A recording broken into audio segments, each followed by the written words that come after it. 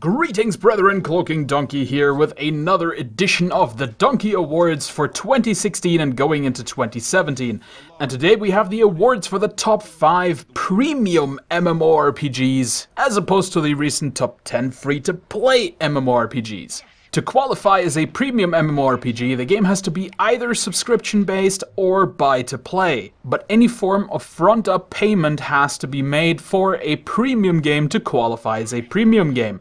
And that is why Guild Wars 2 does not qualify as a premium game and qualifies instead as a free-to-play game. As you can already see it in the background, let us start with World of Warcraft, which is in fact not number 5 on this list. I have decided to take World of Warcraft off this list. It is just an honorable mention. And the reason for that is that this list is not about what game is the most popular, or not even necessarily what game is the best and longest running overall, or anything like that where World of Warcraft would probably win. This list is specifically about quality provided, content provided, and just general value that the game accrued in 2016. And how much that previous year can make us expect from the current year. And in this regard, I simply cannot recommend World of Warcraft as a game for you to get into. Firstly, it's one of the most expensive premium MMORPGs out there. And for this kind of steep price tag, I simply expect the highest possible quality. Sadly, Blizzard only came out of their slump toward the end of 2016 when they released Legion. Before that, the game was in a 14-month-long period of no new content whatsoever. They were asking monthly subscriptions for releasing nothing at all, and then still had the gall to ask you to pay for their expansion pack full game price. That to me is just unacceptable, and it's not like this is the first time. This is indeed the second time that at the end of an expansion pack, World of Warcraft was in a stagnation period with no new content whatsoever for over a year. And as such, before I recommend World of Warcraft to anyone, Blizzard will have to prove that that was the last time. Once is an accident, twice in a row is a pattern. And so with that out of the way, let's get to number 5 on the list, which is Dark Age of Camelot. Now I will say that it was a really close race between Dark Age of Camelot and Final Fantasy XI, both of which are very venerable titles in the MMORPG genre. But Final Fantasy XI has gotten a lot of support over the years, and it has a lot of content to explore. But the problem with Final Fantasy XI for me, and why I did not put it in the list and put Dark Age of Camelot instead, is that unlike Dark Age of Camelot, Final Fantasy XI aged rather poorly. It has an incredibly clunky UI and combat system, and the graphics are very outdated at this point and have never really received a good update. Also, the game has been officially put into maintenance mode, which means there will not be any more major releases. This has not happened with Dark Age of Camelot, although arguably this also goes for Dark Age of Camelot, which has been kind of in a limbo of maintenance mode for a while. But during 2016, Broadsword, the company currently running Dark Age of Camelot, has actually made quite a lot of efforts to spruce the game up. They ran a campaign during the summer, they had a nice big celebration for Dark Age of Camelot's 15th birthday, and had a bunch of balance patches to try to get the game into a much more playable state. And I just have to say, I think Dark Age of Camelot simply aged a little bit more gracefully. While obviously fidelity-wise Dark Age of Camelot does not have a lot to offer, the art direction of the game and the clarity of the graphics is something to be appreciated and something that simply ages a little bit better than the slightly anime-infused but really edgy polygony style of Final Fantasy XI, or the more washed out look that a lot of the later MMORPGs went for. And of course also the spell animations of Dark Age of Camelot are still some of the best, not once again because of their amazing fidelity, but simply because they are so clear, so precise, and let you really identify very well what exactly is going on the battlefield, something that is absolutely crucial for a good PvP MMORPG in my opinion. Dark Age of Camelot is of course a RVR or faction-based PvP-focused MMORPG with 3 factions. Albion, which is kind of modeled after the mythology of England and Wales, Hibernia, which has a lot of influences from various Celtic mythologies, and the faction of Midgard, which is modeled after Norse and Germanic mythology. And even with its age, the game definitely still focuses on PvP. The leveling has been made quite a lot easier than it was in the past. In the past, leveling was rather grindy and took quite a while to get through. But that has pretty much all been done away with. Leveling is now much more of a WoW-like experience of running quests and story hubs all the way through to the max level. And where it took me almost 50 actual days played to get my first character to level 50 back in 2002, these days you can get it done in as fast as 1 day. And when you reach that maximum level, there is a lot to do for your character, both in PvE and in PvP actually. And the nature of the game's PvP simply means that there is always something to do for you out in the RVR zone. The game's population isn't the biggest, but it has some of the most dedicated players in the genre, who are also usually very helpful and welcoming to new players. At number 4 we have Black Desert Online, and I'm pretty sure that this one is going to cause some people to be upset that this is not higher on the list. But Black Desert Online definitely is a bit of a mixed bag for me. It is a premium MMORPG by definition, because you simply can't play this game without buying it up front. In fact, I couldn't get any footage of this game without purchasing it, so yeah, it is definitely a premium MMORPG, but at the same time it still has a free-to-play style cash shop, and that is something that just rubs me the wrong way a little bit. At the same time, it needs to be said though that Black Desert Online does a lot of things really well, because unlike a lot of other games on this list, it really doesn't try to be too much like World of Warcraft. It takes a lot of leeway and tries to go in a completely different direction, with the game being much more sandbox focused than theme park focused. And in some ways this really works, because the world is beautiful and the crafting is great, the seafaring is cool, and there is lots of stuff for you to just do and explore. But on the other hand, they also went a little bit too far away from some of the RPG staples, such as class and role balance within groups, by getting rid of healers basically. There are some classes that can do a little bit of helpy healing, but it's not a real healer in that sense. And as such, the game oftentimes turns into a bit of a potion chugging contest. It's all about dodging and not getting hit, but if you do get hit, you drink those potions like they were free. And that is just something I do not like that much in PvP, because I think it's just a very poor replacement for having a healing class. It is a very cheap cop-out. You say, oh, nobody wants to play the healer, which is obviously bullshit if you look at the plentitude of people who do love playing healers in all sorts of other MMORPGs, but at the same time, you're not really replacing the system with anything. You're just taking something out of an established system, and you're just leaving a gap, and then say, oh well, we have this gap, let's fill it with potion chugging.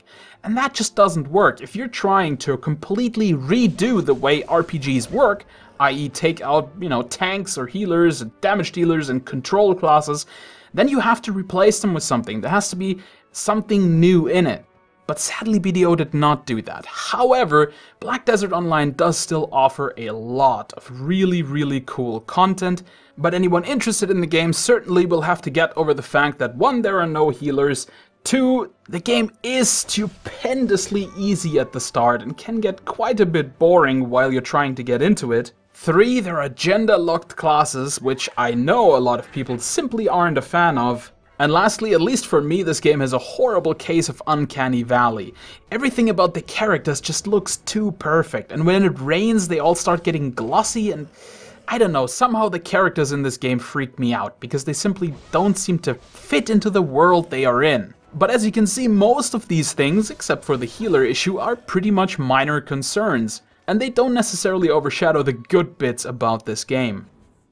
At number 3 we have The Secret World, and this is why I think a lot of Black Desert Online fans are going to be upset that I put this horrible old failure of a game at rank 3 and not their beautiful Black Desert Online. But to me it mainly comes down to the value offered. The Secret World is a buy-to-play game and generally does cost more than the jump-in point for Black Desert Online. That being said, the Secret World is part of every Steam sale ever and usually goes for around €5 for the main game. And for those €5 you get an absolutely immense amount of content. There is so much to do in this game. And if you like your MMORPGs a bit more story-based, but still with a hefty amount of difficulty, and you like yourself some thriller, action, horror, and mystery, And on top of that, you're not just looking for something that's another Tolkien-esque fantasy world or some anime fantasy world. Then there you go, the secret world. Sure, if you want to get to the end game, then you're going to have to reach into your pocket some more and get some of the DLC packs for the game, of which there are, at this point, quite a few, I will admit. But once again, during a Steam sale, they are generally very cheap. I picked up the Secret World with all of its issues for something like 15 euros during the last Steam sale.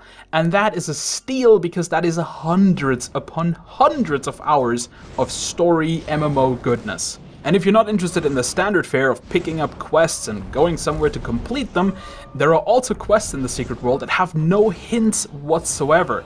They're called investigation missions, and they are entirely unlike the usual quest fare. You are presented with a mystery, and then you have to solve this mystery step by step. And usually that requires a lot of running around the place, reading books, reading signs, even looking things up on the internet.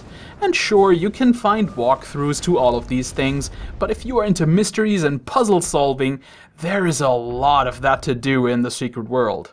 And I know the combat isn't great, but it's pretty much just the guns that are rubbish. So if you stick to melee weapons and magic, and yeah, I know that makes it a little bit more standard fantasy than you might want, but if you do stick to those, then it actually does feel decent in its combat. And it's still pretty cool to roast a bunch of Cthulhu monsters. At number 2, we have The Elder Scrolls Online. However, I would like to say that this is basically a tie for the first place with the game that is on first place. I had an insanely hard time trying to decide which of these games would be at rank 2, and in the end it just came down to a business model decision by ZeniMax for The Elder Scrolls Online that I really didn't agree with. And this tipped The Elder Scrolls Online to a very close but second place. The Elder Scrolls Online is a game that I didn't particularly enjoy that much when it came out because I thought it was a little bare bones and they tried to go too much in a we want to be like Skyrim, but we also really want to be like World of Warcraft kind of direction. And that just left the game really frazzled and without a soul. But over the years since the game has released, they have really improved this game. And specifically last year, the 1 Tamriel update has done to turn this game into what it should have been, a Skyrim Online. Now, it is still not entirely a Skyrim Online, I will give you that, but it is incredibly close. And while there is some stuff that a lot of people aren't going to be into, like the pick and mix class creation of the game, there is still a lot of really good top-notch content in this game. ZeniMax really has to be lauded for the work they put into this game after launch. The game has become just better in every regard, and they've added so much content and they are not done by a long shot, especially since their transition to buy-to-play. The game has gone leaps and bounds in a very favorable direction. The PvP in this game is pretty damn fantastic, and it still has a lot of really good PvE content for you to enjoy. And on top of that, it has a good crafting system, and it's about to get a housing system as well in the early stages of 2017. So why oh why did Elder Scrolls Online not make it to rank 1? And that is because sadly last year they also introduced gambling lockboxes into Elder Scrolls Online. And that is my #1 most hated thing about free-to-play games. And I was really upset when they did this to ESO as well. Gambling lockboxes are simply a cancer on the genre, and I just cannot stand them. And as such, for that, I bumped it to rank 2. But it is a solid rank 2 that can absolutely contend with #1. And that #1 is Final Fantasy XIV. In a lot of ways, Final Fantasy XIV is pretty much what I always wanted World of Warcraft to be. If your game has an end game, and the brunt of that end game revolves around a gear grind of some sort, then you really have to make sure that that gear grind is interesting and stays interesting. That means you have to have regular content updates, and by regular I mean 3 to 4 months at the very least. And they have to be good content upgrades as well, and that is where World of Warcraft has failed a little bit, because they've stopped releasing regular high quality content. Final Fantasy XIV has released high quality patches every 3 to sometimes 4 months, like clockwork, since the game has released. And if you don't believe me, in the background you will see me scrolling through the patch notes for the latest patch. The patches for Final Fantasy XIV are absurdly enormous. Every couple of months they add hours and hours of content. If there was ever a subscription game that really earned their subscription, it is Final Fantasy XIV. In my over 15 years of playing MMORPGs, I have never seen a game that has added so much content, so consistently, and all of that on top of a very solid base game. Obviously, being a Final Fantasy game, Final Fantasy XIV is very much focused on the story, and it has a vast main story questline that can take you several hundred hours to complete by itself. In fact, I started playing this game the year it launched, and I only just got to level 60 sometime last year. I'll give you it has more to do with me being completely terrible at questing, but it certainly also speaks for the just sheer amount of content that this game actually offers.